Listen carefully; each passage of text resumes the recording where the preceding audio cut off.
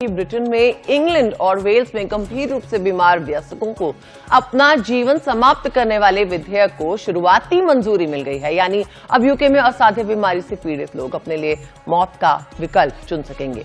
UK में संसद के सदस्यों ने लंबी बहस के बाद इस विधेयक को मंजूरी दे दी और इसे संसद में आगे की जांच के लिए भेज दिया गया है।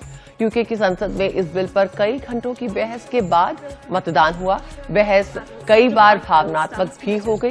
कई सांसद बहस के दौरान भावुक भी नजर आए। पूरी प्रक्रिया के दौरान बड़ी संख्या में इस कानून के समर्थक और विरोधी संसद के बाहर इकट्ठा भी हो गए।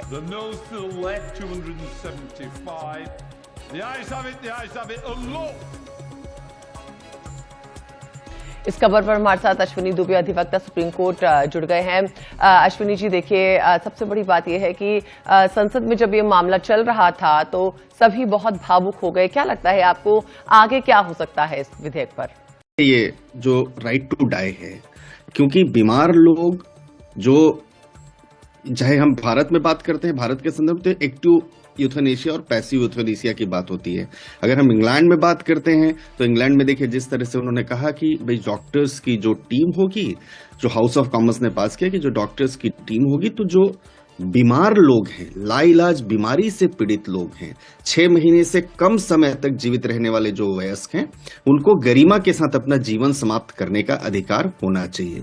तो लोगों ने अपने अपने व्यक्तिगत अनुभव भी साझा किया।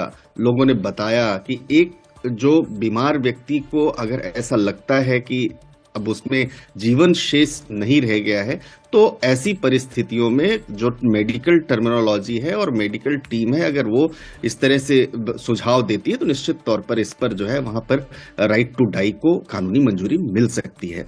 ये माने जैसे भारत के संदर्भ में और यूके के संदर्भ में बात करते हैं, भारत में स्वैच्छिक इच्छा मृत्यु की बात होती है, दूसरा गैर स्वैच्छिक इच्छा मृत्यु होती है। अब नीदरलैंड के संदर्भ में भी जैसे हम कहें तो नीदरलैंड में दोनों ही कानूनी है। बेल्जियम में 2002 से वैध है और यूएसए में जो है निष्क्रिय इच्छा मृत्यु कानूनी है।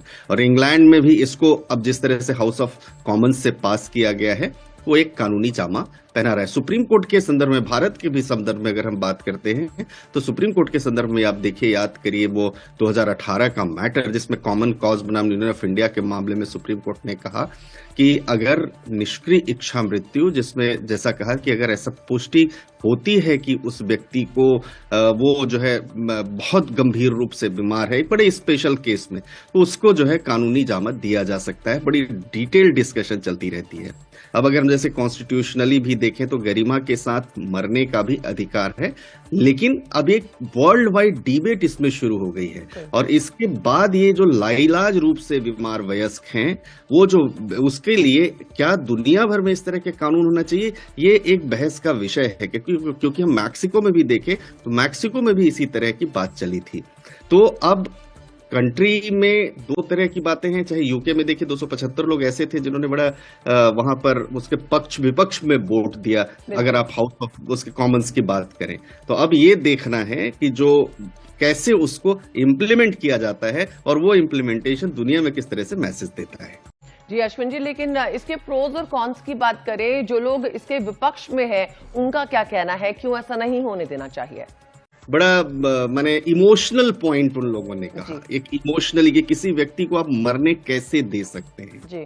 यानी वो इमोशनल पॉइंट है, ऐसा नहीं है कि वो पक्ष और विपक्ष जैसी कोई बात है। क्योंकि आप इसमें देखिए कि 330 पक्ष में वोट पड़े और 275 जो है अगर आप देखें तो विपक्ष में वोट पड़े। यानी वो 275 लोग बड़े इमोशनली और सेंटिमेंटली प्रॉस और कॉन्स की डिस्कशन कर रहे थे। 330 ऐसे कह रहे थे भाई अगर असाध्य बीमारी से कोई पीड़ित है, वो उसका रहना ठीक नहीं है, उसके लिए 6 महीने से ज्यादा उसको लगता है कि वो जीवित नहीं रहेगा, तो वो सारे पैरामीटर्स लेट डाउन करके और आप उसको गरिमा के साथ मरने का अधिकार दीजिए। जी अश्विन जी, बहुत बहुत शुक्रिया आपका हमारे साथ जुड़ने के लिए।